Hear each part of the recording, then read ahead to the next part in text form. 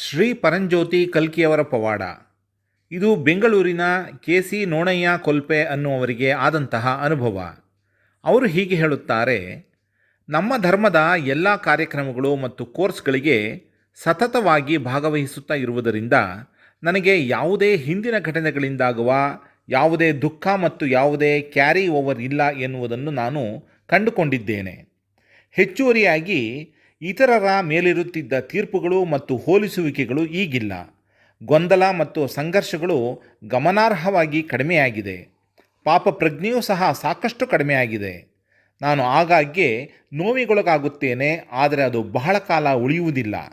ಅದರಿಂದಾಗಿ ಘಾಸಿಗೊಳಗಾಗುತ್ತಿದ್ದ ಚಾರ್ಜ್ಗಳು ಸಹ ಬಹುಬೇಗ ಮಾಯವಾಗುತ್ತಿವೆ. ಆಲೋಚನೆಗಳು ಉದ್ಭವಿಸುತ್ತವೆ, ಆದರೆ ನಾನು ಅವುಗಳನ್ನು ಸಾಕ್ಷಿಭಾವದಲ್ಲಿ ನೋಡುವುದರಿಂದ ಅವುಗಳೀಗ ನನ್ನ ಮೇಲೆ ಯಾವುದೇ ಪ್ರಭಾವ ಬೀರುವುದಿಲ್ಲ. ಯಾವುದೇ ಆಲೋಚನೆಗಳು ಮನಸ್ಸು ಅಥವಾ ನಾನುವಿನೊಂದಿಗೆ ಗುರುತಿಸಿಕೊಳ್ಳುವಿಕೆಯೂ ಇಲ್ಲ. ಹಾಗಾಗಿ ನಾನು ಜಗತ್ತು ಮತ್ತು ವಾಸ್ತವವನ್ನು ಅದು ಇರುವಂತೆಯೇ ಅನುಭವಿಸಲು ಸಾಧ್ಯವಾಗುತ್ತಿದೆ.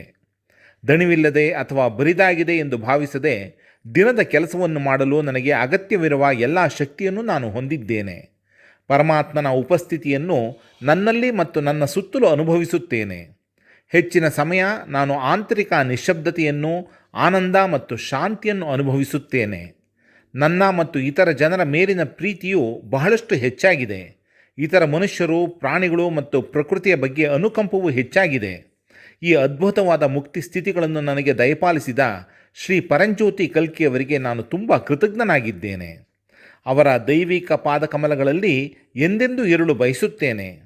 ಶ್ರೀ ಪರಂಜ್ಯೋತಿ ಕಲ್ಕಿ, ನಿಮಗೆ ಅನಂತ ಕೋಟಿ ಧನ್ಯವಾದಗಳು.